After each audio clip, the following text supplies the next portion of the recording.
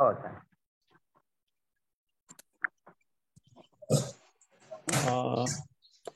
आत्मकला विज्ञान ध्यान केंद्राच्या वतीनं मी उपस्थित सर्व सदस्यांचं स्वागत करतो. आज आपल्याला मैत्रेजींच्याकडून अतिशय महत्वपूर्ण अशा विषयाबद्दल माहिती मिळणार आहे, ती शरीर विज्ञानाशी, शरीर स्वास्थ्याशी संबंधित आहे. शरीरामध्ये निर्माण होणारे रोग कशामुळे होतात, मूलभूत कारण काय असतात,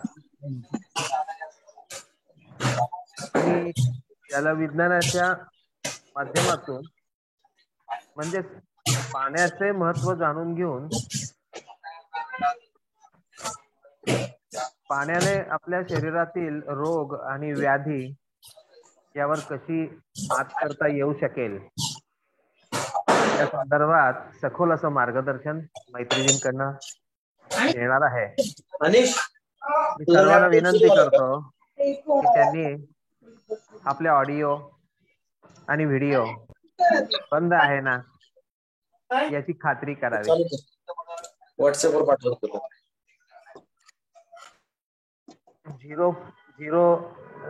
004 क्रमांकाने त्यांचा ऑडिओ बंद झाला. धन्यवाद. तर अशा प्रकारे आज महत्वाचा विषय मैत्रीजींकडून आपण ऐकून घेणार आहोत.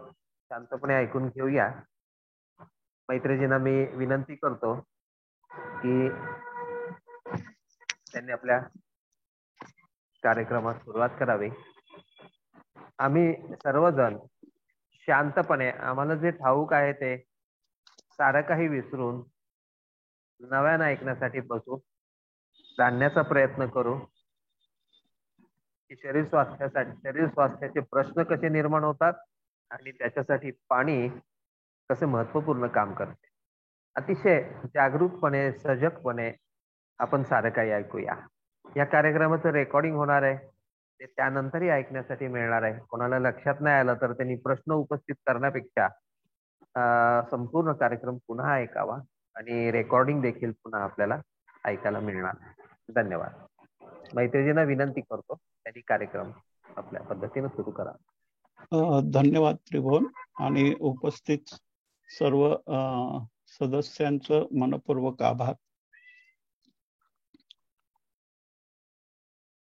सबसे पहली बात, हमने ये जल उपचार तंत्र की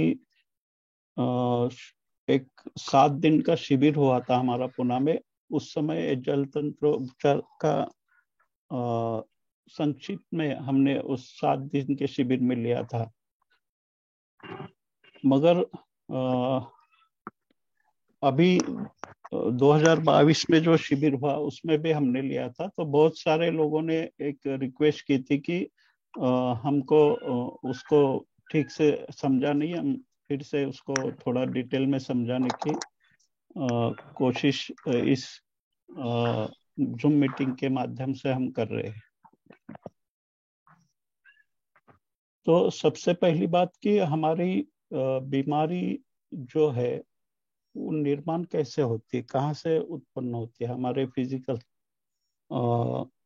शरीर पे, भौतिक शरीर पे जो भी बीमारी प्रकट होती है, तो भौतिक शरीर पे आने से पहले बहुत गहरे में हमारे भीतर जो हमारे शरीर में जल का प्रमाण रहता है उसका कम ज्यादा होने के वजह से बहुत सारी बीमारी पैदा होती है. तो कोई नई बीमारी नहीं है, हम बीमारी में ही जीते. हमारे आसपास कई सारे वायरस होते हैं और ये सारे वायरस, इसी में हम जन्मते हैं, इसी में जीते, इसी में आखिर में हमारी मौत होती है. तो तुमने देखा होगा जब कोरोना का माहौल था तो आपको कहा गया था कि वैक्सीन आने तक आप इंतजार कीजिए और जैसे ही वैक्सीन आ जाएगा और वैक्सीन में से आप इस बीमारी से निजात पाओगे. तो ये आने से पहले ही हमने चर्चा की थी कि आगे चल के क्या होने वाला और कैसे होने वाला है, बिल्कुल उसी तरह से ये शुरू हो गया। अभी जो आप देख रहे हो स्क्रीन पे, ये जो ट्रीटमेंट है जल उपचार तंत्र का, ये बिल्कुल फ्री है। इसमें कोई 1 रुपए आपको खर्चा नहीं करना है। सिर्फ अगर इसको ठीक से समझ ले गए आप, इसके विज्ञान को अगर जान लोगे, तो आपको मेडिकल पे या जो भी एंटीबायोटिक है, डॉक्टर्स है, इन पे खर्चा करने की जरूरत नहीं रहेगी। आप खुद अपने बीमारी का इलाज कर सकते हो और इससे इजाद पा सकते हो। तो तुमने देखा जब कोरोना का माहौल चल रहा था, तो जो ट्रीटमेंट चल रही थी, अलग अलग एक्सपेरिमेंट चल रहे थे। लोगों को जो WHO का प्रोटोकॉल था, उसमें जो उनके मन में आए वो एक एक तरीके आजमा रहे थे। जैसे कि कोई मनुष्य शरीर एक एक्सपेरिमेंट जैसे जानवरों पे करते हैं, चूहे पे करते हैं, बंदरों पे करते हैं, ऐसे मनुष्य पे ट्रीटमेंट चालू था उनके अलग अलग दवाई से। तो ये दवाई आती रहेगी, आपको बताएंगे एक वैक्सीन है। ये वैक्सीन जो भी रहेगा, वैक्सीन लेने के बाद आपको बताया जाता है कि अभी आपको दूसरी वैक्सीन लेनी पड़ेगी। और जो भी रिसर्च है वो ये कहता है कि जिन्होंने वैक्सीन ली है, उनका जो नैसर्गिक रोग प्रतिकार शक्ति है वो पहले से ज्यादा कमजोर हो गई है।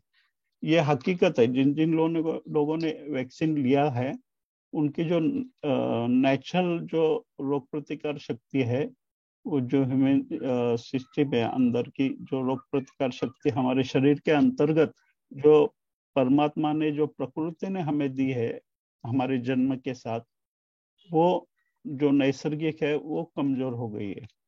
तो इसलिए उन्होंने एक नई चाल चली, एक वैक्सीन, फिर दूसरी वैक्सीन लो, फिर उसका बूस्टर डोज आ गया, फिर आप बूस्टर लो, ये चलता रहा। जो भी मेडिकल फील्ड में जो बड़े बड़े उद्योगपति है, इनके पास पैसा है, इनके पास बड़े बड़े एडवर्टाइजमेंट में वो लोग खर्च करते हैं, डॉक्टर पे खर्च करते हैं, हॉस्पिटल पे खर्च करते हैं, और जो डायलिसिस से किया जाता है अलग अलग लैब पे, उनके ऊपर खर्च करते हैं। और इनकी एक साजिश रहती है, कैसे आपको डराना है, कैसे आपको घबराना है। कोई भी एक रोग का मार्केट में लॉन्च करने के पहले उसको डर का माहौल एक बनाया जाता है, उसके बाद में फिर वो शुरू हो जाता है उनके बीमारी का सिलसिला। और लोग दिन भर वही देखते रहते, टीवी पे, मीडिया पे, प्रिंट पेपर पे, इलेक्ट्रॉनिक मीडिया पे, और धीरे धीरे वो डर उनके भीतर उस बीमारी की आशंका का जन्म ले लेता है। फिर ये दवाई का व्यापार शुरू हो जाता है। फिर ये वैक्सीन लो, ये, और जो आपको वैक्सीन फ्री में भी दिए जा रहे हैं, तो वो भी वैक्सीन फ्री नहीं है। वो आपने जो टैक्स से जमा करते हो गवर्नमेंट को, उसी टैक्स से गवर्नमेंट कुछ पैसा मेडिकल जो भी फील्ड के लोग हैं बड़े बड़े, उनको देती है, और वो तुम पर प्रयोग करते हैं अपने वैक्सीन से। और ये पहली बार ऐसा हुआ कि वैक्सीन के ट्रायल नहीं हुए, डायरेक्ट उसको लॉन्च किया गया, और डायरेक्ट उसको गवर्नमेंट ने इसको जबरदस्ती कर दिया कि अगर नहीं है तो, आपने नहीं लिया है तो आप ट्रेन में नहीं बैठ सकते, बस में नहीं बैठ सकते, आप सफर नहीं कर सकते, आप प्लेन में नहीं बैठ सकते, आप यहाँ नहीं जा सकते, आप वहाँ नहीं जा सकते। ये अलग अलग नियम लगते गए। आपको बता दे, हमारी जो आकाश गंगा है, अभी जितने भी वायरस है हमारे पृथ्वी पे मौजूद, अगर आपको उसको 20 या 100 नैनोमीटर भी पकड़ो, तो हर एक वायरस के आगे एक वायरस ऐसा लगाते चलो श्रृंखला तुम, तो आकाशगंगा के सीमा के भी पार चला जाएगा, इतनी उसकी मात्रा है पृथ्वी पर। और आकाशगंगा की दूरी आप जानते हो, ये कोई 1-2 साल का प्रवास नहीं है। अगर प्रकाश के गति से भी आप जाओ तो 2,50,00,000 प्रकाश वर्ष आपको लग जाएंगे उस सीमा तक पहुंचने के लिए। तो समझ सकते हो तुम कि ये वायरस जो है, ये उसकी तादाद कितनी है। और जो आपको बताए जाते हैं मेडिकल फील्ड से, तो वो जिस वायरस को वो डिटेक्ट कर पाते हैं उसको एक नाम दे देते हैं और उसको लॉन्च कर देते हैं। मगर हकीकत यह है कि हम वायरस में ही जीते हैं, और वायरस में ही अपना हम जो भोजन पचाते हैं वो भी हमारे शरीर में जो बैक्टीरिया रहते हैं हमारे अंतस में, वो उस खाने को पचाते हैं। हमारे हाथ में भी कुछ फ्रेंडली बैक्टीरिया रहते हैं जो हमारे हेल्थ के लिए रहते हैं, हमारे पाचन तंत्र के लिए उसका उपयोग रहता है। तो जो भी प्रोटोकॉल बनाए गए थे कि आपको हाथ 100 बार धोने का है, 20-20 मिनट के बाद धोने का है, और सोशल डिस्टेंसिंग रखने का है, जो जितने भी ये प्रोटोकॉल बनाए गए थे, ये सब आपको घर में बैठना है, बाहर नहीं आना है। आपको धूप से अलग रखा गया। जो पेशेंट हॉस्पिटल में एडमिट हो जाता था इस दौरान, उनको ना हॉस्पिटल के अंदर धूप से वंचित रखा गया। तो जो भी प्रोटोकॉल बनाए गए थे वो बीमार को और बीमार करने के हिसाब से बनाए गए थे। मगर ये बहुत देर से बात लोगों को समझ में आई। धीरे धीरे फिर उस पे कोर्ट में केस भी हो गया, अभी भी चल रहा है वो। उस पे जो भी ये माहौल पैदा किया था, ये सब सोची समझी साजिश थी, ये धीरे धीरे पता चल गया। तो अभी हम मूल विषय में आते हैं कि हमारे शरीर के अंदर लगभग 80 बिलियन सेल्स होते हैं। हमारे जो पेशी है शरीर के अंदर, इन पेशी से हमारा शरीर बना है। अगर हमारे रोग प्रतिकार शक्ति जो भी है, ये सब, ये जो हमारे शरीर के भीतर ये सेल्स है, इन पे इनबिल्ट प्रोग्रामिंग है। प्रकृति ने बनाते वक्त ही हमें ऐसा बनाया है कि कोई भी बीमारी, कोई भी शरीर में वायरस अगर जाता है हमारे शरीर के अंदर, तो उस वायरस को बाहर फेंकने के लिए शरीर का अपना एक सिस्टम है। अपना ब्रेन सबसे महत्वपूर्ण काम करता है उस प्रयास में। तो जब भी कोई वायरस जाता है तो ब्रेन क्या करता है, हमारे शरीर का टेम्परेचर बढ़ा देता है। और ये टेम्परेचर बढ़ाने का काम इसलिए किया जाता है ब्रेन के मार्फत कि जो भी वायरस हमारे शरीर में प्रवेश कर चुका है वो हमारे बॉडी के टेम्परेचर से कमजोर हो जाता है। टेम्परेचर में वो टिक नहीं पाता है, तो उसको पहले कमजोर करता है शरीर, और फिर शरीर, एक बार वो वायरस कमजोर हो गया तो उसको शरीर के बाहर फेंक देता है। तो ये सब इनबिल्ट प्रोग्रामिंग हमारे शरीर के अंदर है। और हम क्या करते हैं, जब टेम्परेचर बढ़ता है तो लोग डर जाते हैं कि अरे बुखार आ गया, तबीयत ठीक नहीं है। हम गोली खाते हैं, जो भी गोली हम लेते हैं उस समय में, तो ये गोली खाने के बाद आपको लगता है कि अरे टेम्परेचर थोड़ा कम हो गया। मगर वो टेम्परेचर कम होना जो है, वो केवल ब्रेन का जो सिग्नल जा रहा है आपको कि कोई वायरस आया है, और उसके लिए ब्रेन जो तैयारी करता है उसमें फर्स्ट उसका अटैक रहता है कि पहले बॉडी का टेम्परेचर वो बढ़ा देता है। तो जैसे ही 102 103 तक पहुंच जाते हैं तो लोग घबरा जाते हैं। तो 103 तक तो कोई घबराने की जरूरत नहीं। अगर आपको टेम्परेचर अगर बढ़ रहा है तो ब्रेन को भी पता है कि उसका डेंजरस जोन क्या है। अगर 103 के ऊपर चला गया तो ब्रेन को भी पता है कि अगर ज्यादा गया तो ये शरीर के लिए खतरा हो सकता है। तो ब्रेन क्या करता है, उसको कमजोर करने के लिए जो भी कैपेसिटी है मैक्सिमम टेम्परेचर बॉडी का बढ़ाता है। और जैसे ही बढ़ाता जाता है, एक जगह ऐसे आती है कि वो डेंजर जोन आ जाता है, तो ब्रेन लगे सिग्नल करके वो टेम्परेचर डाउन कर देता है। तो आपको लगता है अरे बुखार चढ़ रहा है, बुखार उतर रहा है, कम हो रहा है, ज्यादा हो रहा है, तुम घबरा जाते हो। तो ऐसे सिचुएशन में अपने शरीर पे भरोसा रखो। अपने शरीर में प्रकृति ने जो भी सिस्टम हमारे बनाई है वो इस तरीके से बनाई है कि कोई भी आपके शरीर में अगर वायरस प्रवेश कर जाता है तो उसको बाहर निकालने के लिए आपका शरीर समर्थ रहता है। इसके लिए कोई एंटीबायोटिक की जरूरत नहीं होती है। अभी ये जो शरीर में जितने भी 80 बिलियन सेल्स है हमारे, ये सभी सेल एक हार्मोनी में काम करते हैं। जैसे हमारा शरीर एक वाद्य है समझो, और उस वाद्य के जो शरीर के जो छोटे छोटे सेल्स है उसके अंदर जो वाइब्रेशन होता रहता है, यानी सेल्स भी हमारे कम से कम 80-90% पानी से बने होते हैं। और उसके भी भीतर जाओ तो वो सेल्स जो मॉलिक्यूल से बने, उसके अंदर भी जाओ तो कुछ पार्टिकल से बने हैं। और उसके भी भीतर जाओ तो एक वाइब्रेशन तुम पाओगे, इलेक्ट्रॉन जो घूम रहे हमारे शरीर के सेल्स के भीतर। तो एक वाइब्रेशन क्रिएट करते हैं, एक ध्वनि निर्मित करते हैं, और ये ध्वनि एक संगीत की तरह हमारे शरीर को स्वस्थ रखता है। तो जैसे ही ये जो हार्मनी है सेल्स की हमारे शरीर के भीतर, उसमें थोड़ी भी गड़बड़ी हो गई तो आदमी बीमार होना शुरू हो जाता है। तो बीमारी की शुरुआत शुरू हो जाती है, वो रिदम बिगड़ गया हमारे शरीर के सेल्स का। आज आप देखते हो एक छोटा सा मच्छर भी आपको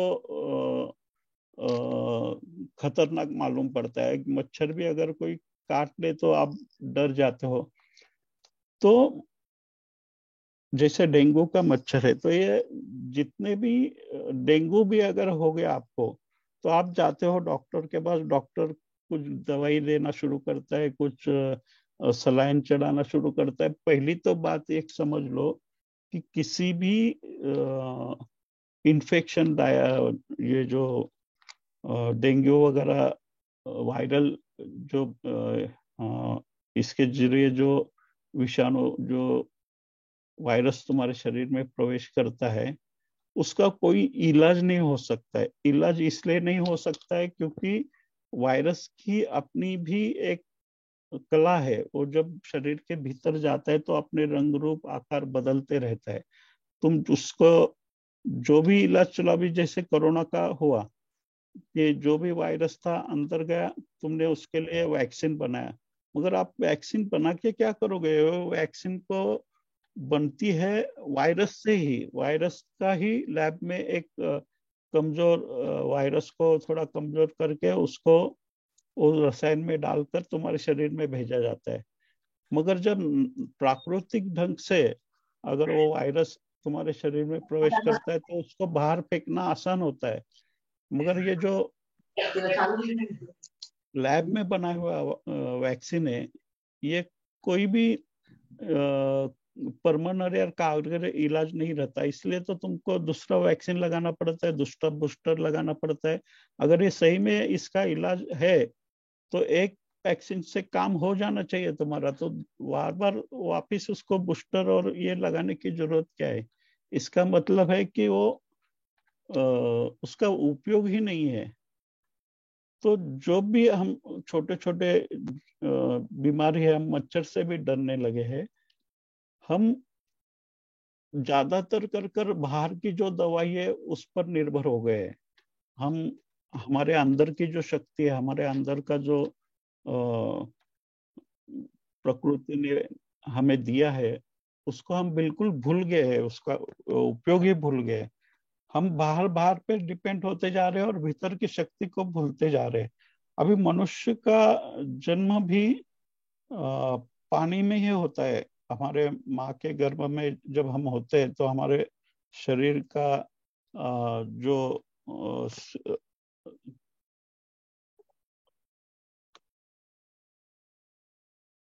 अंतर्गत माँ के गर्भ के अंदर एक समुद्र की तरह हमारा रसायन होता है। उसमें एक माँ बच्चा उस गर्भ में तैरता रहता है। अगर अंदर जब माँ के गर्भ में कोई बच्चा है तो उसमें 90% पानी होता है। उस बच्चे के अंदर जब वो गर्भ में होता है तो 90% उसके शरीर में पानी होता है, और जब वो गर्भ से बाहर आता है तो उसका जो परसेंट है पानी का वो 80% हो जाता है। तो जैसे जैसे हमारी उम्र बढ़ती जाती है, हमारे शरीर के भीतर का जो पानी की मात्रा है वो धीरे धीरे घटती जाती है, और ओल्ड एज में आने तक हमारा पानी का जो परसेंट है वो 50% घट जाता है। तो क्या कारण है इसका? अगर हम देखते हो जवानी में हमारा स्किन थोड़ा अलग होता है, जैसे जैसे हम बूढ़े हो जाते हैं तो हमारे स्किन में थोड़ा सा बदलाव आने लगता है। ये जो बदलाव है हमारे शरीर में पानी की परसेंटेज कम होने के वजह से है। अगर कोई व्यक्ति चाहता है कि ज्यादा दिन तक वो जवान दिखे, जवान रहे, तो उसको अपने शरीर के अंदर जो पानी की मात्रा है उसको मेंटेन रखना पड़ेगा, तभी ये संभव हो सकता है। अगर इसको समझना है तो ऐसे समझ लिए। अभी एक आगे के स्लाइड में जाने से पहले हम ये जान ले कि हमारे ब्रेन में 75 वाटर है। 75 टू 85 तक ब्रेन में वाटर रहता है, और बाकी के जो 10-15 पदार्थ है ब्रेन में वो एक्टिवेट नहीं हो सकते, वो काम नहीं कर सकते अगर वो जो पानी है हमारे ब्रेन में वो ना हो।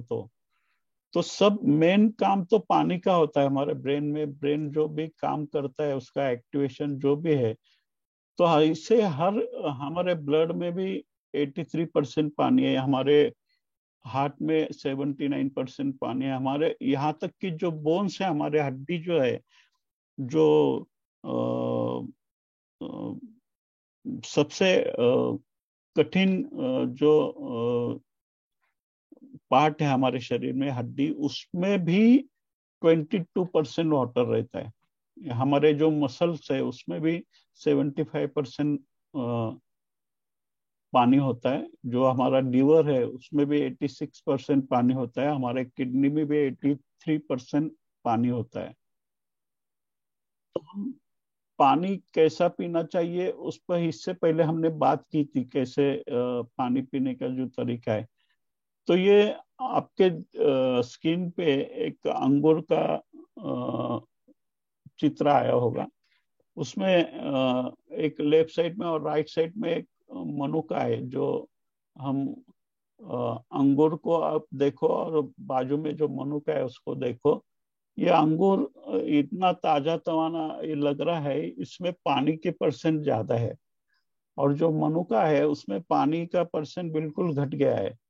ये जो डिफरेंस है ना, ये हमारे त्वचा का भी इस पर फर्क पड़ता है कि अगर हमारा पानी का लेवल कम हो गया, जितने कम कम होता जाएगा उतना हम बुढ़ापे की तरफ बढ़ेंगे। तो ये बहुत जरूरी है हमारे पानी का जो भी प्रोसेस है, शरीर के अंदर जो प्रमाण है उसको मेंटेन रखना। अभी बाहर का जो पानी है, जो नदी के जो पानी के तरीके उसका कंसेंट्रेशन होती है, और हमारे ब्रेन के अंदर का जो पानी है उसकी भी कंसेंट्रेटी सागर के पानी के कंसेंट्रेटी की तरह होती है। मुझे जैसे गर्भ में जब बच्चा होता है तो उस समय जो पानी होता है उसके गर्भ में, माँ के गर्भ में, उसकी तुलना बिल्कुल सागर के पानी की तरह की जा सकती है। और जैसे हमारा ब्रेन है उसमें, ब्रेन में भी जो पानी होता है उसकी भी तुलना हम सागर के पानी की तरह की कर सकते हैं। अब आपको एक तो बात पता है, जो चीज रुकती है वो सड़ जाती है। हमारे शरीर के अंदर भी यही नियम काम करता है। अगर हमारे शरीर में जो भी पानी है, हमने जितना पिया पानी उतना हमारे शरीर के बाहर होना चाहिए। अगर ये रुक जाता है तो हमारे शरीर में बीमारी पैदा करना शुरू हो जाते हैं। यानी पानी अगर रुकता है तो जैसे कोई भी चीज रुकती है तो सड़ जाती है, तो पानी भी अगर शरीर में रुका रहेगा तो फिर धीरे धीरे उसमें से गैस बनना शुरू हो जाता है। तो अपनी सबसे पहले ब्रेन क्या करता है, उसको सबसे ज्यादा पानी ब्रेन को लगता है। तो जैसे ही हमारे शरीर के जो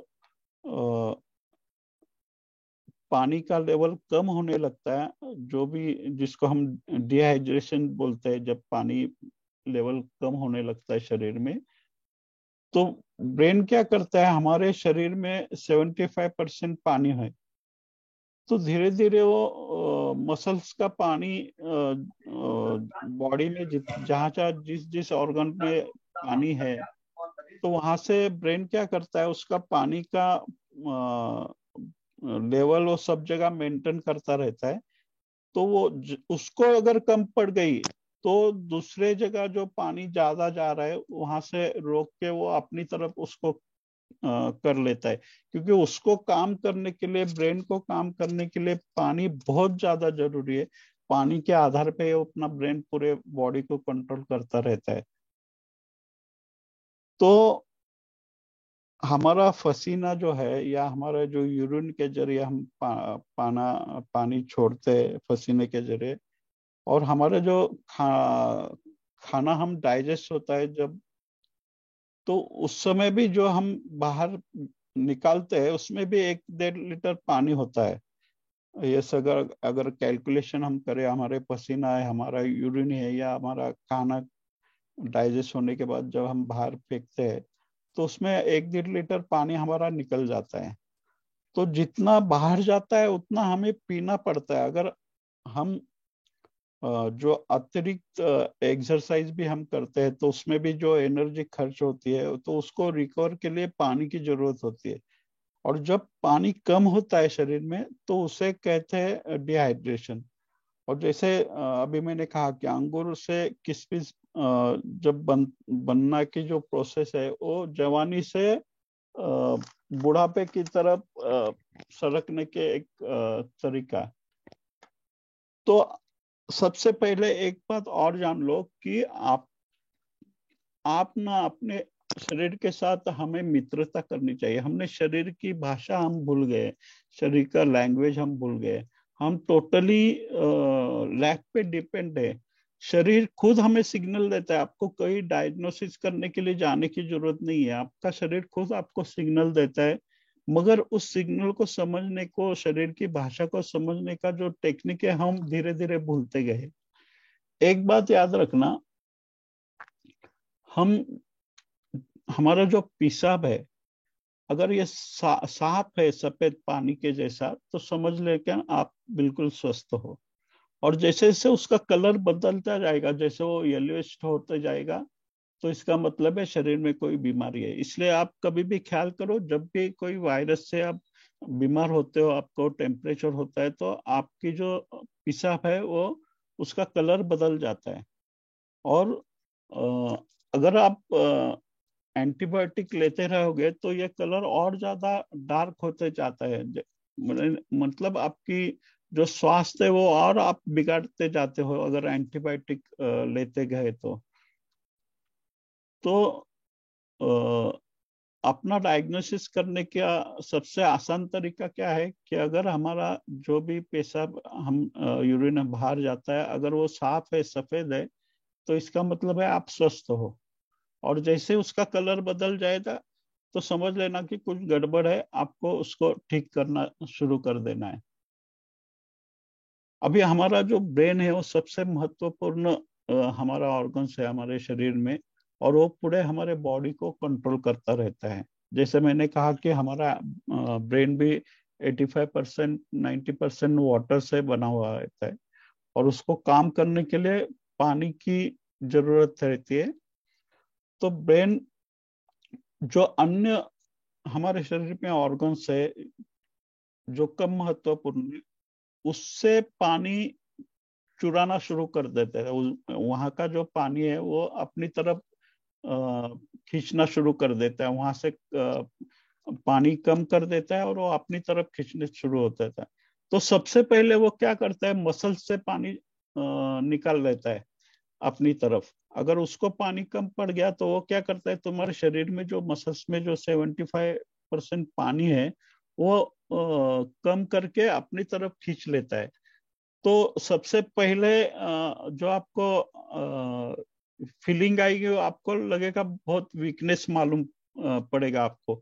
ये वीकनेस किस लिए मालूम पड़ता है कि आपके शरीर में जो मसल्स है उसमें का जो पानी है वो कम हो गया है, और वो ब्रेन अपने तरफ खींच रहा है उस पानी की जो मात्रा है मसल्स की वो कम हो गई, तो आपको वीकनेस शुरू हो जाएगा। आप कितना भी खाना पीना खाओ, सब कुछ करो, मगर आपको लगेगा कि थोड़ा सा वीकनेस मालूम हो रहा है। ये वीकनेस का सिंबल ये है कि ब्रेन को पानी कम कर गिर रहा है, और वो ब्रेन मसल से वो पानी की जो उसकी जो मात्रा है, उसकी जो कैपेसिटी है, उसको जितना चाहिए वो कम पड़ रहा है, तो मसल से थोड़ा खींच लेता है। यानी मसल्स को जो पानी का सप्लाई थोड़ा कम कर देता है और अपनी तरफ कर लेता है। तो इससे हमें वीकनेस शुरू हो जाती है। उसके बाद सेकंड अटैक होता है हमारे स्टमक पे। तो स्टमक के लिए पानी बहुत जरूरी है, क्योंकि हमारा डाइजेस्टिव सिस्टम के लिए स्टमक में जो ऑर्गन्स है, जिसको हम आंत कहते हैं, बड़ी आंत छोटी आंत जो भी है, तो उसमें पानी की जरूरी होती है। तो ब्रेन क्या करता है फिर, नेक्स्ट मसल से भी कम पड़ रहा है पानी, तो वो धीरे धीरे स्टमक से जो है पानी है आंत का, वो ऊपर ले लेता है, उनका परसेंटेज कम कर देता है।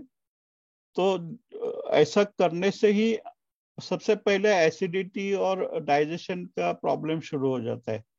तो हम ये जब भी डाइजेशन या एसिडिटी, तो हम गोली ले लेते हैं बाहर से, तो ये गोली से बीमारी ठीक नहीं होती है, वो कम ज्यादा होते ही रहती है।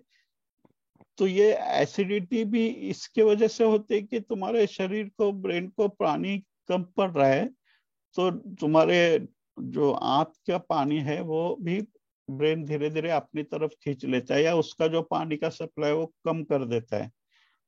तो सबसे ये कम होने के बाद नेक्स्ट ऑर्गन्स क्या है आपके शरीर में, पहले तो गैस बनना शुरू हो जाता है, क्योंकि आपका डाइजेशन सिस्टम ठीक से काम नहीं करता, क्योंकि उसको काम करने के लिए उसको पानी की जरूरत है। पानी की अगर कमतरता हो तो ब्रेन उसका अगर पानी अपनी तरफ खींच लेता है, या उसको जो सप्लाई है वो कम कर देता है, तो धीरे धीरे फिर ये जो गैस अपने शरीर में पैदा होते हैं, या अगर ऊपर चला गया, ब्रेन की तरफ चला गया, तो माइग्रेन का समस्या शुरू हो जाती है। अपना सर दर्द की लोग तकरार करने लगते हैं कि सर दर्द कर रहा है। तो ये होता इसलिए क्योंकि ब्रेन को काम करने के लिए पानी की सबसे ज्यादा जरूरत है, और ब्रेन को अगर पानी कम पड़ गया तो वो क्या करता है, तुम्हारे शरीर में जितने भी ऑर्गन्स है, जितने भी तुम्हारे शरीर के अलग अलग ऑर्गन्स और जहां जहां पानी का सप्लाई है वो कम करते जाता है, और अपना पानी वो कम होने नहीं देता। उसका पानी के बगैर वो काम नहीं कर सकता, इसलिए वो जहां जहां भी अगर आपने पानी कम पी रहे हो तो उसको ब्रेन को काम करने के लिए मुश्किल हो जाती है। तो इसलिए वो जहां जहां तुम्हारे शरीर में जो भी ऑर्गन्स है वहां से पानी उठाना शुरू करता है। तो जैसे मैंने कहा कि शरीर में गैस निर्मित हो गया, आपका डाइजेशन सिस्टम का प्रॉब्लम शुरू हो गया, तो गैस जहां लॉक हो जाती है वहां पे पेन होना शुरू हो जाता है। अगर सर में लॉक हो गई तो सर में पेन होता है। अगर हार्ट की तरफ लॉक हो गई तो आपको चेस्ट हार्ट बर्न का समस्या शुरू हो जाती है। तो बॉडी, शरीर तुम्हारी एक चमत्कारिक तरीके से काम करता है, अगर हम उसको समझ सके, और जो भी कारण है अगर हम उसको ये जैसे मैंने कहा कि अभी जो भी फिजिकल बॉडी पे जब हमारा बीमारी प्रकट होती है, उसके पहले 10-15 साल तक आपकी सिस्टम उससे लड़ते रहती है। ये जो लड़ने का जो प्रयास है, जो प्रोसेस है, आपके शरीर की ये बहुत बड़ी क्षमता है। आपके शरीर की ताकत, आपके शरीर की जो अंतर्गत शक्ति आपको पता नहीं है, वो जितनी कोशिश हो आपको स्वस्थ रखने के लिए प्रयास करता है। शरीर के हर एक सेल्स, हर एक पेशी ये प्रयास करते हैं कि आप कैसे स्वस्थ रहो और आपको कोई बीमारी ना हो। इसके लिए वो हर संभव प्रयास करते रहता है। तो जब बीमारी हमारे फिजिकल बॉडी पे प्रकट हो जाती है, तो उससे पहले 10-15 साल लगते हैं वो प्रकट होने के लिए फिजिकल लेवल पे। तब तक वो उसकी लड़ाई जारी रहती है। तो सबसे मूल समस्या तो पानी की है। धीरे धीरे स्टमक का बचा हुआ पानी सूखने लगता है।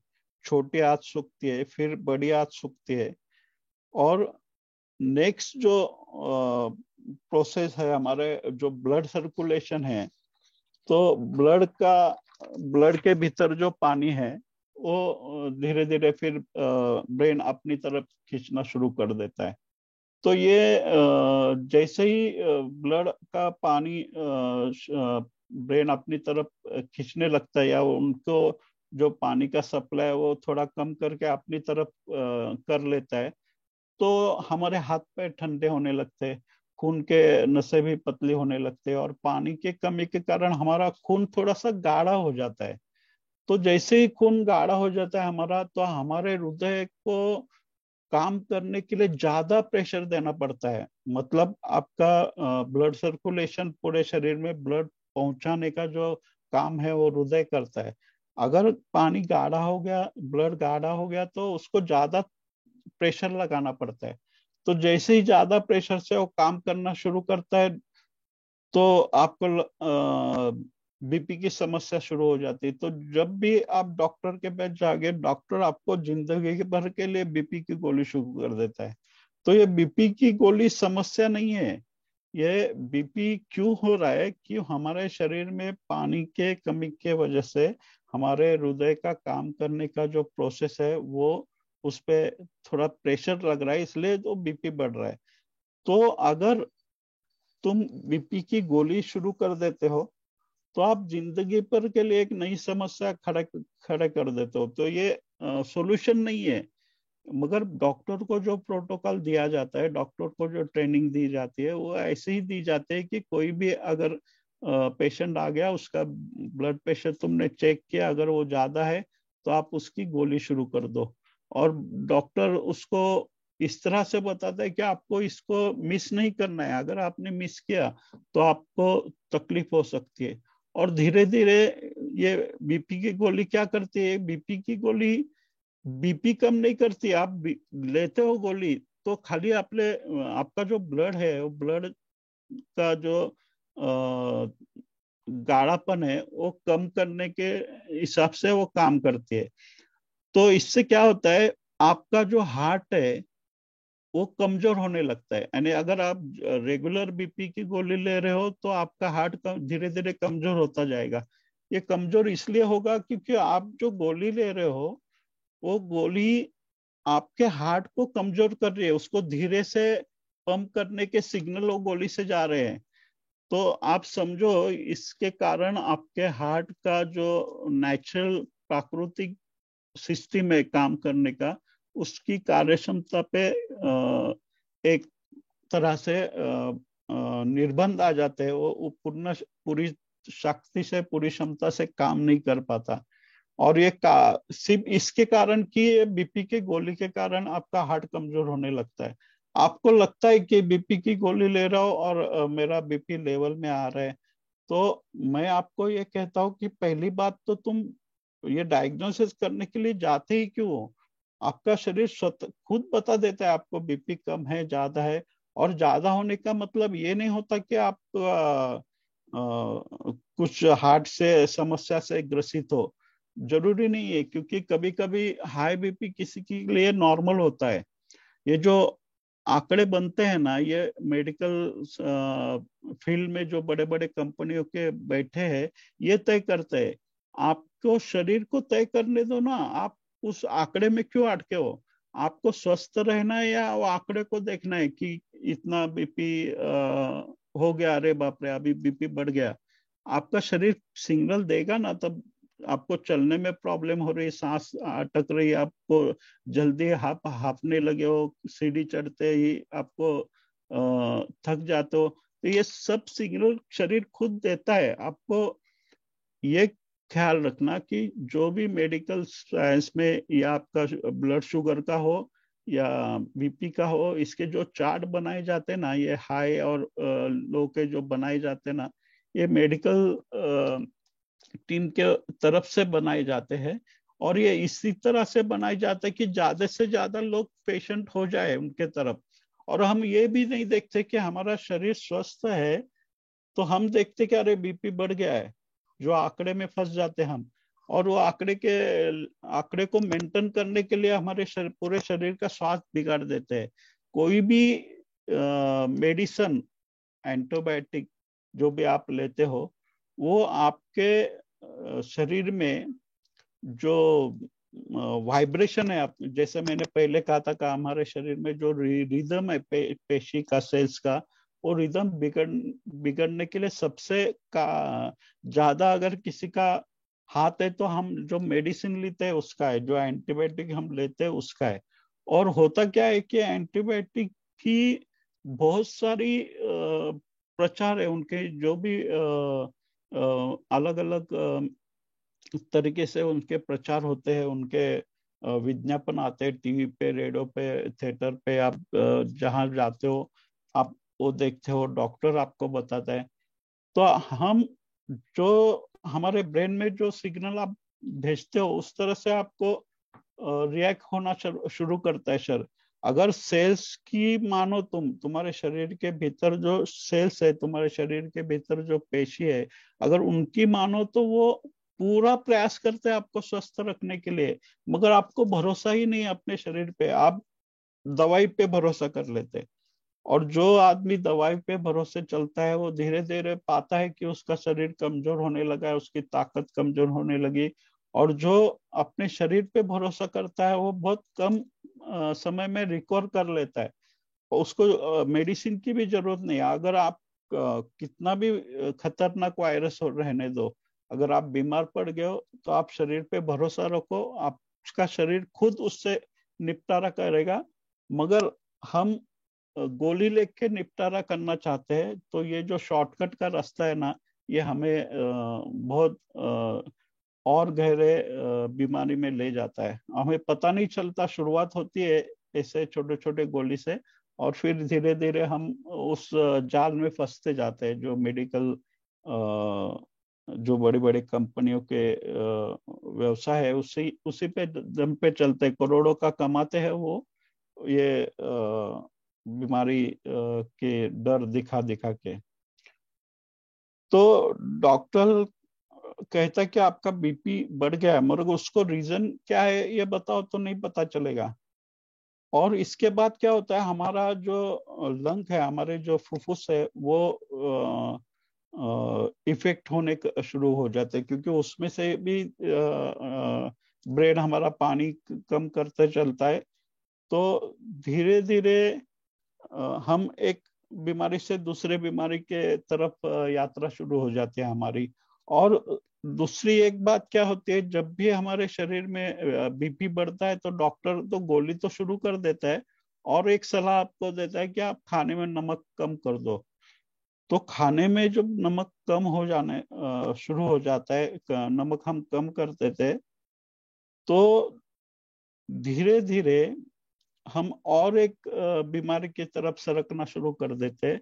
क्योंकि हमारे शरीर में जो पेशिश है, जो भी सिस्टम काम करता है हमारे शरीर में, तो उसको सोडियम और उसका जो हमारे शरीर का जो पीएच वैल्यू है, वो ये जो भी गोली हम लेते हैं उससे पीएच वैल्यू अपना घटने लगता है शरीर के भीतर का। और जैसे जैसे पीएच वैल्यू घटने लगता है वैसे वैसे हमारे शरीर में एसिडिक ब्लड होने लगता है। तो ये जो समय है इसमें सेलुलर लेवल पे जो सोडियम का अंदर और बाहर होने का जो प्रोसेस रहता है, यानी सोडियम हम अंदर लेते हैं और पेशी और पोटेशियम बाहर होता है, और इसका एक्सचेंज चालू रहता है हमारे शरीर के अंदर। जब डॉक्टर तुमको नमक कम करने के लिए कहता है तो ये जो एक्सचेंज है ये बंद हो जाता है। सोडियम को ढूंढना पड़ता है एक समय पे, और धीरे धीरे आदमी डायलिसिस की तरफ बढ़ जाता है। तो उसका जो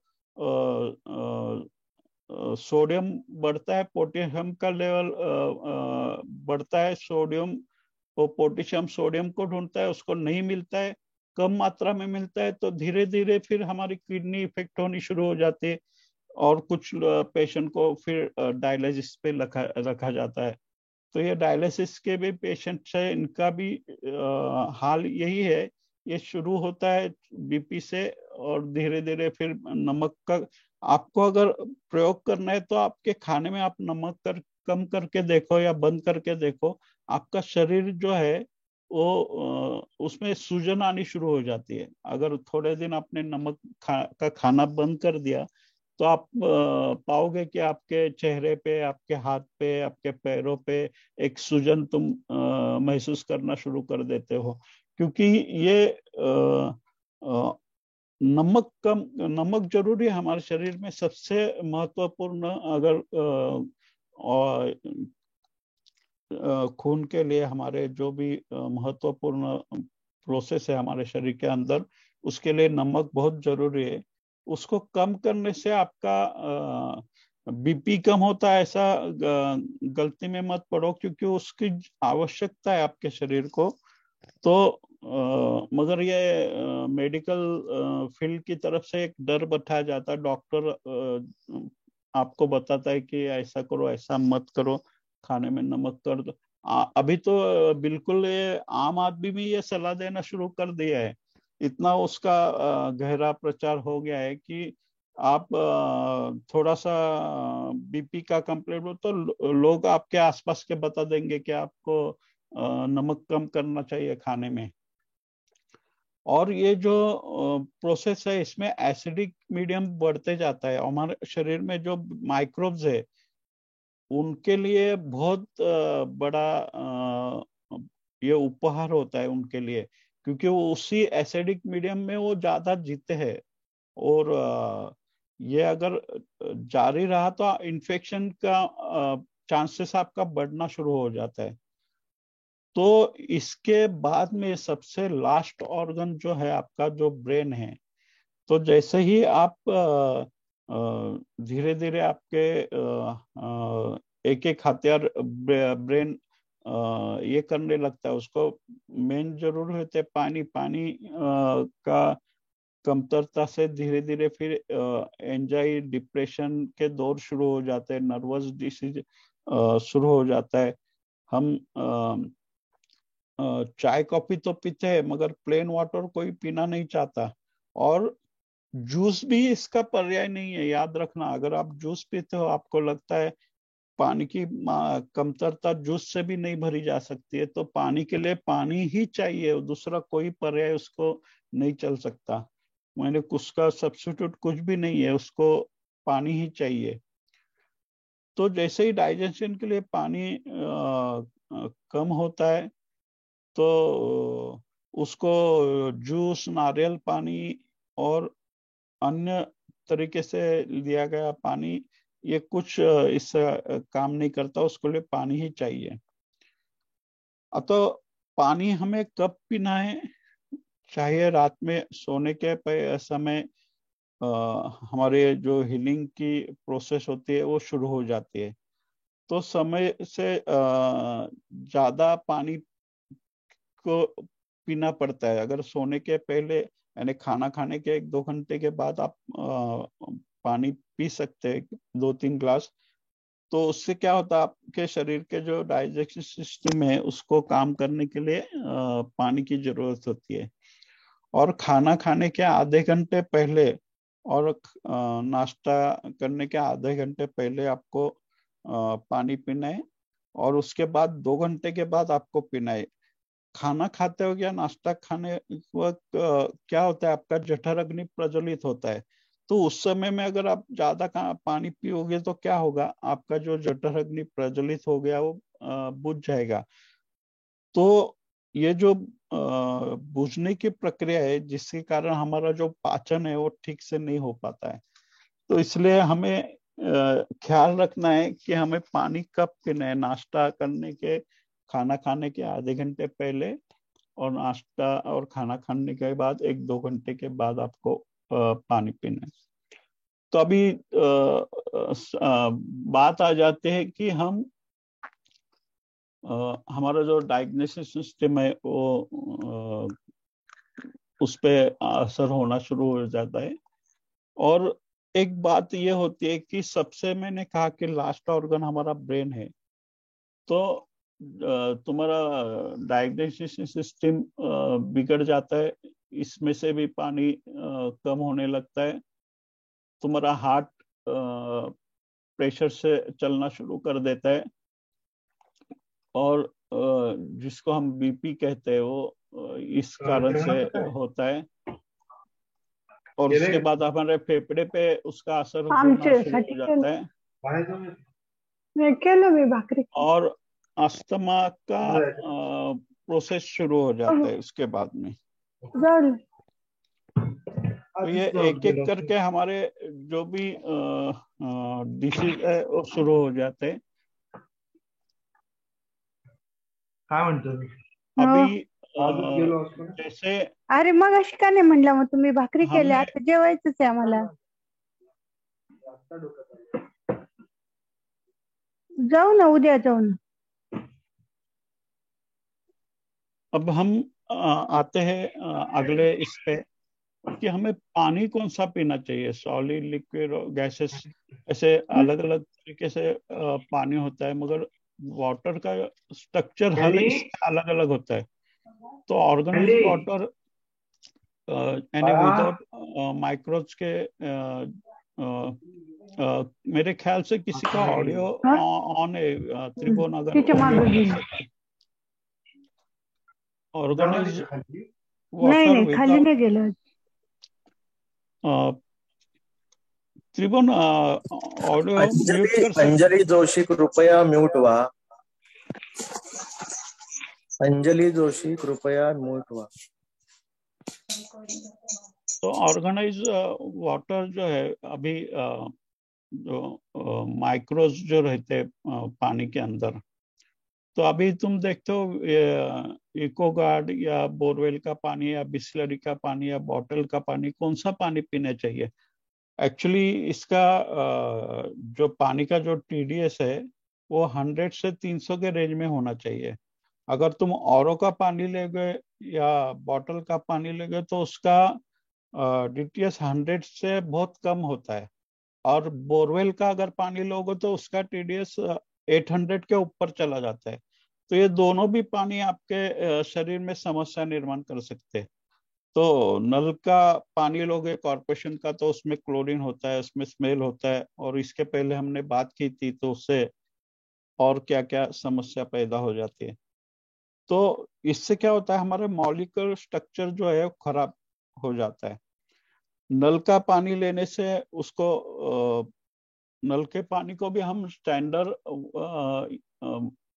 बना सकते हैं। जैसे अलग अलग जगह पे जो नेचुरल सोर्स से जो पानी आता है झरने से, वो ज्यादा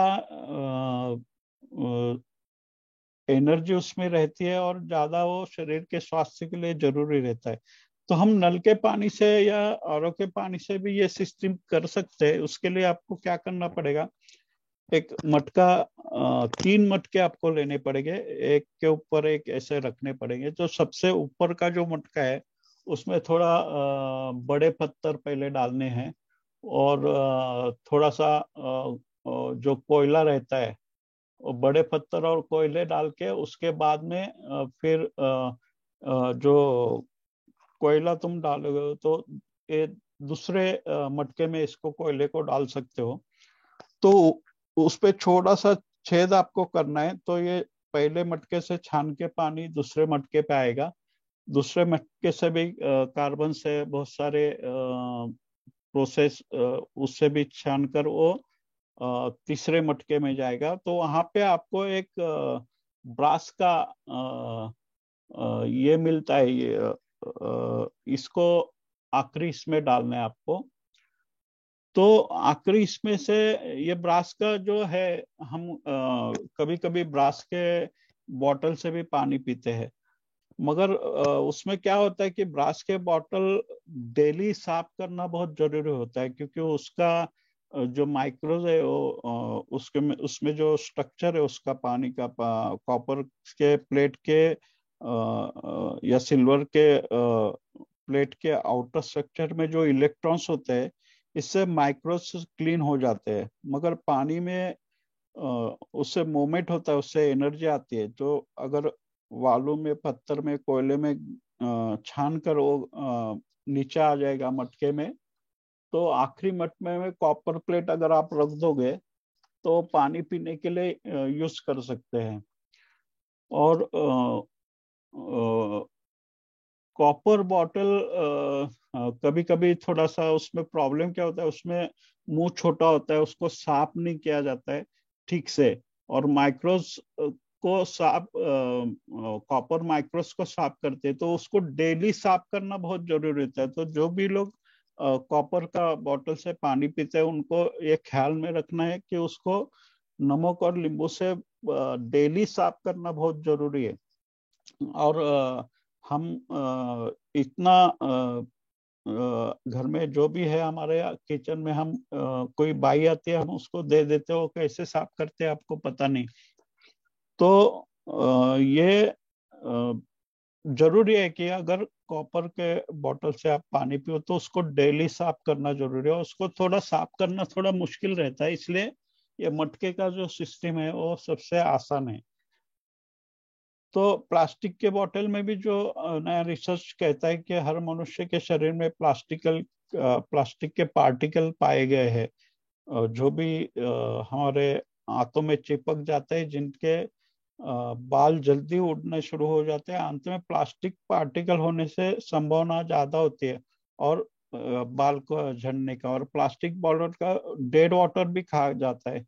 ये कितने दिन तक रखा जाता है इसको हमें पता नहीं, कितने केमिकल्स ट्रीटमेंट से ये गुजर कर आता है, और ऊपर से प्लास्टिक में रखा जाता है। तो ये जो भी आप सीड्स डालते हैं, जैसे जमीन में कोई बीज आप ये करते हो, तो उसको पनपने के लिए जो पानी चाहिए उसमें अलग अलग क्षार चल जाते हैं।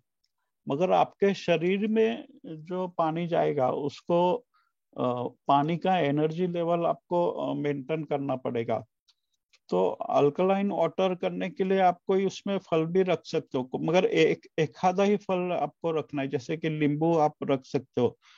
मगर अगर ज्यादा आप फ्रूट्स रखो तो आपकी बॉडी भी कंफ्यूज हो जाएगी उसको लेने के टाइम, क्योंकि एक ही कोई फ्रूट्स आप उसमें आखिरी ग्लास में या इसमें डाल सकते हो। तो किडनी पेशेंट हो, कैंसर, ये जो भी है अलग अलग बीमारी, तो ये शुरू हो जाते हैं। और जैसे मैंने कहा कि आखिरी जो प्रोसेस है वो आपके ब्रेन का ऊपर हो जाता है। तो ब्रेन धीरे धीरे क्या करता है, जैसे हमारे शरीर के कोई ऑर्गन्स काम करना बंद कर दे दें, या हाथ, या जिसको हम पैरालिसिस कहे, वो हमारे बॉडी के कोई पार्ट पे हमारा कंट्रोल निकल जाता है, और हमें पता नहीं चलता कि ऐसा क्यों हो रहा है। मगर इसकी शुरुआत होती है पानी के कमी के कारण, और धीरे धीरे फिर ये अलग अलग बीमारियों से हमारे ये शुरू हो जाती है। कोई भी नई दवा अगर आई बाजार में, तो आप देखना, आप एंटीबायोटिक जो भी आती है तो बहुत सारे पेशेंट पे उसका काम हो जाता है, क्योंकि नई लॉन्च हो गई रहती है, नया नाम रहता है, उसकी जाहिरात बढ़िया तरह से वो लोग करते हैं, डॉक्टर्स को भी पता नहीं चलता है नहीं है, तो पेशेंट को बोलते हैं कि इससे ये ठीक हो जाएगा, इसका रिसर्च ऐसा हो गया, तो पेशेंट भी बिलीव कर लेता है कि चलो ये गोली से ये हो जाएगा। एक्चुअली वो माइंड गेम है। अगर आप गोली से ठीक हो रहे हो तो गोली से नहीं ठीक होते हो, आपको माइंड में ऐसा है कि गोली लेने से मैं ठीक हो जाऊंगा, तो आप ठीक हो जाते हो। तो इलाज आपकी गोली नहीं कर रही है, आपका माइंड आपके शरीर का इलाज कर रहा है, मगर हम गोली पे भरोसा रखते हैं। तो हर शब्द, हर विचार, हर वस्तु, हर पदार्थ एक वाइब्रेशन क्रिएट करता है, सभी की अलग अलग फ्रीक्वेंसी होती है। तो मेडिसिन जो हम लेते हैं केमिकल तौर पे हमारे शरीर में, इससे क्या होता है, हमारा जो नैसर्गिक वाइब्रेशन सिस्टम है वो डिस्टर्ब हो जाता है। डॉक्टर डायग्नोसिस के बाद आपको डर बिठाते हैं कि कैंसर होगा, हार्ट है, ब्लॉकेज है, आपके पास समय कम है, आप मतलब जिंदा, आपको जिंदा रहते ही मारने की ये सभी साजिश है। आपको घबराना नहीं है। कितना भी डॉक्टर आपको डर बिठा दे, आपके माइंड और आपके शरीर में जो पानी की लेवल है उसको ठीक करके आप ठीक हो सकते हैं। और हमारा मन जो विश्वास करता है वैसे ही हमारा शरीर उसको एक्सेप्ट करता है, स्वीकार करता है। आपने देखा होगा कोरोना काल में मीडिया में आंकड़े जो दहशत फैला रहे थे, मतलब डर की बीमारी को आकर्षित करने का रास्ता बनाया जा रहा था। हमारे विचार, हमारे भाव शरीर को नियंत्रित करते, कौन से भाव में कौन सा वाइब्रेशन होगा, ये भी रिसर्च के थ्रू पता चल चुका है कि जो भी हम भीतर हमारे जो भाव होंगे उस हिसाब से आपके वाइब्रेशन पे डिफरेंस आना शुरू हो जाएगा।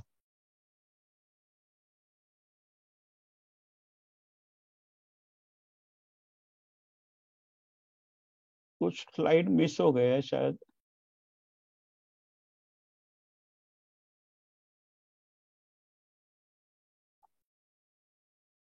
ठीक है, मैं जो है उस पे बात करता हूँ।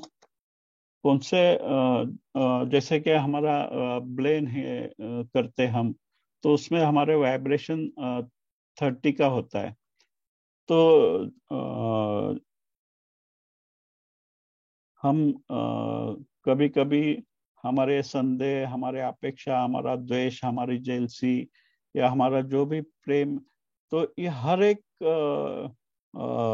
कभी कभी प्रेम नफरत में बदल जाता है, कभी कभी नफरत प्रेम में बदल जाती है। इसका कारण ये है कि जो वाइब्रेशन है हमारे शरीर के भीतर, एक वेवलेंथ जो है, हम कभी कभी किसी के साथ हमारा वेवलेंथ जुड़ जाता है, हम कहते हैं कि तो ये कारण ये होता है कि आपके शरीर का जो वाइब्रेशन है, अगर वो प्रेम, ध्यान, शांति के तरफ हो तो ये हाई लेवल पे रहता है। तो आपके फ्रीक्वेंसी में वाइब्रेट करने वाला कोई दूसरा व्यक्ति रहेगा तो आपके एक वेवलेंथ जुड़ जाती है उसके साथ।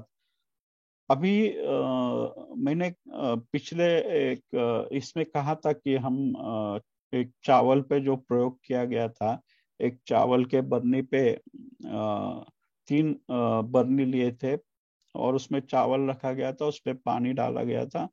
तो एक चावल के ऊपर लिखा था, बॉटल पे लिखा था थैंक यू, एक इस पे कुछ और लिखा था, और एक किसको बिल्कुल उसको उपेक्षा की थी, उसको देखा भी नहीं था।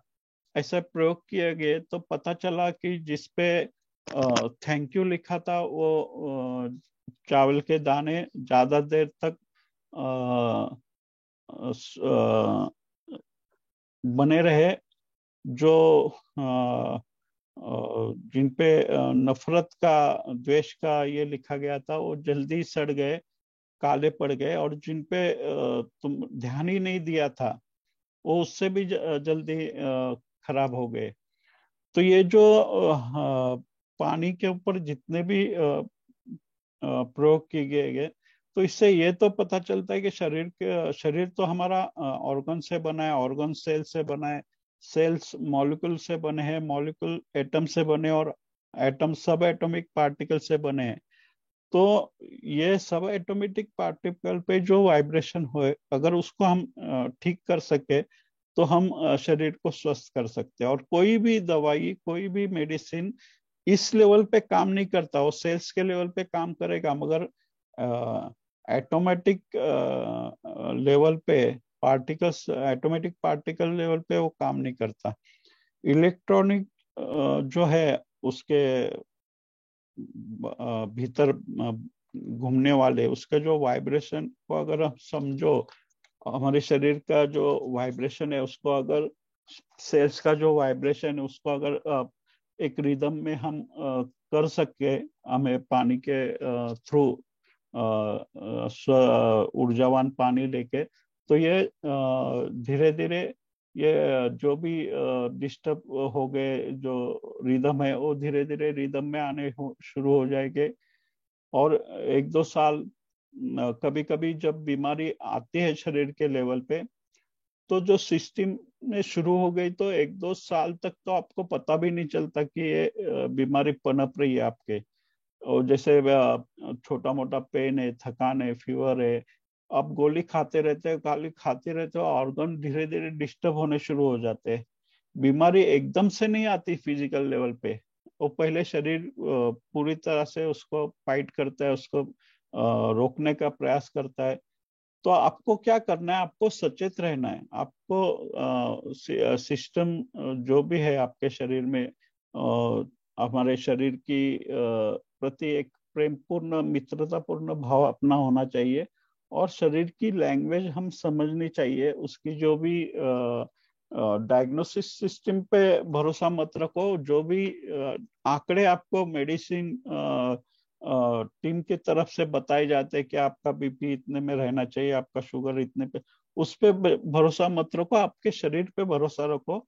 आपका शरीर आपको बता देगा क्या समस्या है और क्या उसका निदान होना चाहिए।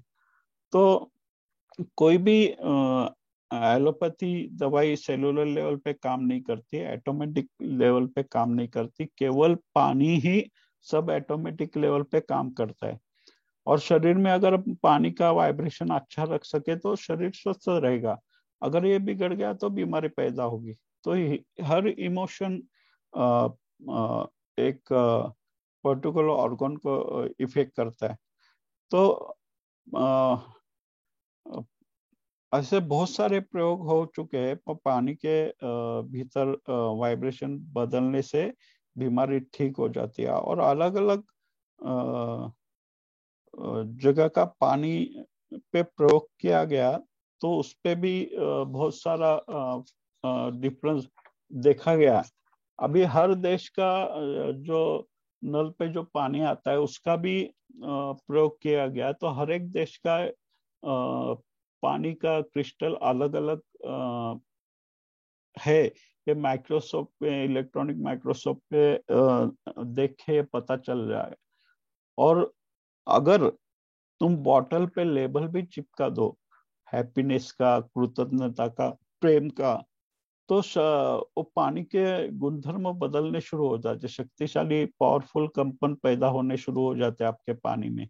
तो जब भी आप पानी पियो तो एक कृतज्ञता का भाव आपके भीतर होना चाहिए, एक प्रेम का भाव होना चाहिए। तो इससे क्या होगा, उस पानी के भीतर के जो कंपन है, वाइब्रेशन है, वो पॉजिटिव होने लगते हैं। जैसे आप मेडिटेशन करते हो, ओंकार ध्यान करते हो, प्रार्थना करते हो, तो ऐसे में अगर जो पानी आपके बॉटल में रखा गया है, तो उसमें धीरे धीरे वो वाइब्रेशन प्रवेश कर जाते हैं। और वही पानी जब आप पीते हो और कृतज्ञता और धन्यवाद का भाव रख के पीते हो, प्रेम का भाव रख के पीते हो उसके प्रति, तो आपके भीतर भी शरीर के सेल्स के लेवल पे धीरे धीरे बदलाव आनी शुरू हो जाती है। तो हमारा डर भी इमोशन पैदा करता है, बीमारी पैदा करता है। इसलिए स्ट्रेस और बीमारी से हमें बचना चाहिए। पानी के लोटे में अगर तुम लेबल भी चिपका दो कृतज्ञता का, तो भी आप बहुत सारे उस पानी के जरिए जो मिलने वाले ये है उसमें फर्क कर सकते हो। अभी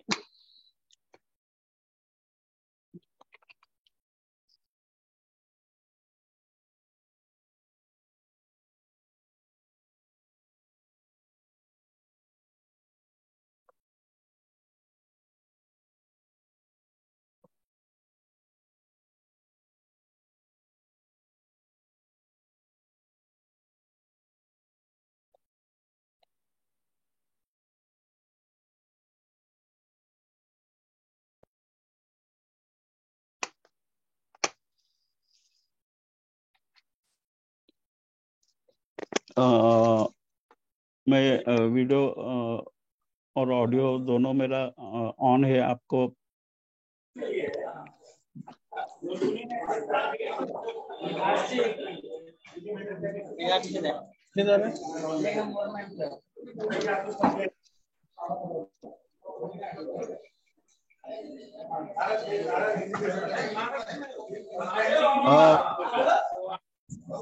ठीक है, अभी हम आखिरी पड़ाव पे चलते हैं। तो जैसे मैंने कहा कि जब आप पानी के प्रति आपका कृतज्ञता का भाव, प्रेम का भाव, धन्यवाद का भाव ये अगर गहरा होगा तो उस पानी के गुणधर्म भी बदल जाते हैं। आपने देखा होगा, हमने लेखनी माझा हातात शंकर महाराज का जो वचन है उस पर बात करते हुए हमने एक उदाहरण दिया था कि हमारे स्पर्श से भी पानी में कितना फर्क पड़ जाता है। अलग अलग व्यक्ति का स्पर्श पानी के गुणधर्म को बदल देता है। तो आप सतर्क रहे अपने शरीर के प्रति, और बीमारी को प्रवेश करने से पहले, उसको बढ़ने से पहले हम रोक सकते हैं और ये समस्या से निपटारा कर सकते हैं कि हम बीमार ना हो सके। तो जितना पानी का लेवल आप मेंटेन करोगे आपके शरीर में, उतना ज्यादा आप जवान रहोगे, उतना ज्यादा आप बीमारी से दूर रहोगे। और ये किसी डॉक्टर के पास या किसी डायलिसिस लैब में जाके आपको कोई ट्रायल लेने की जरूरत नहीं। आपका शरीर खुद बता देगा जो भी आपकी शरीर का लेवल पे जो समस्या है, वो शरीर आपको खुद सिग्नल देता है, बताता है। आपको केवल उसको समझना है, जानना है, और उस दिशा में अपने शरीर स्वस्थ रहने के हिसाब से जितने भी आपके तरफ से चाहिए वो आपने प्रयास करना चाहिए। तो अगले जूम मीटिंग में हम ब्रेन ऑन माइंड के सिलसिले में और बात करेंगे। तो मैं आज की चर्चा यहाँ पे समाप्त करता हूँ। त्रिभुवन को हैंड ओवर करता हूँ। त्रिभुवन, हेलो। हेलो। हाँ त्रिभुवन, आगे का ले ले तो अभी। हा. आज आपल्याला मैत्रीजींनी पाण्याविषयीचं महत्व, पाण्यामुळे शरीरामध्ये निर्माण होणारे शारीरिक रोग, व्याधी आणि निसर्ग नियमानुसार शरीराकडून मिळणाऱ्या संवेदना, जाणीवा या कशा ओळखून आपलं शरीर स्वस्थ राखण्याच्या दृष्टीने औषध, गोळ्या किंवा बाह्य उपचारांपेक्षाही आपल्या शरीरातील पाण्याचं प्रमाण आणि त्याची कमतरता जाणून घेऊन ब्लड शुगर किंवा अन्य असंख्य व्याधी, ऍसिडिटी, ज्या आज मानवी जीवनामध्ये सर्वाधिक भेडसावणाऱ्या गोष्टी आहेत, त्याच्यातून आपलं शरीर स्वास्थ्य राखता येणं शक्य आहे। या दृष्टीनं आज खूप सुंदर असं मौलिक मार्गदर्शन केलेलं आहे। सदस्यांच्या मनामध्ये याही व्यतिरिक्त राहून असलेल्या मनातल्या शंका प्रश्न असतील तर त्यांनी आत्मकला समूहामधून ती मांडावी. मैत्रीजी त्याविषयी आपल्याला निश्चितच पुढील मार्गदर्शन करतील. मी मैत्रीजींचे आभार मानतो की आज त्यांनी शरीर विज्ञानाच्या निमित्ताने मौलिक मार्गदर्शन विचार दिले आणि असेच त्यांचे मधून अधून मार्गदर्शन पर ध्यान विषयक असो इतर विषयक असो झूम मीटिंगच्या माध्यमातून ते भेटत राहावेत. सदस्यांना देखील ह्या वेळोवेळी मिळणाऱ्या मार्गदर्शनातून एक नवचेतना मिळते आणि नवीन बऱ्याचशा गोष्टी शिकायलाही मिळतात. उपस्थित सर्व सदस्यांचं मी आभार मानतो की त्यांनी संपूर्ण कार्यक्रम शांतपणे ऐकून घेतलाय. ज्यांना ह्या कार्यक्रमात सहभाग घेता आला नाही त्यांच्यासाठी उपलब्ध होणाऱ्या व्हिडिओ फाईल्स लवकरच मिळतील, त्याच्यातून त्याचा आनंद घेता येऊ शकेल. मी सर्व सदस्यांचा मैत्रीजींचं आभार मानतो आणि सर्व सदस्यांना या निमित्तानं जाहीर करतो की असा हा आजचा कार्यक्रम संपलेला आहे. धन्यवाद.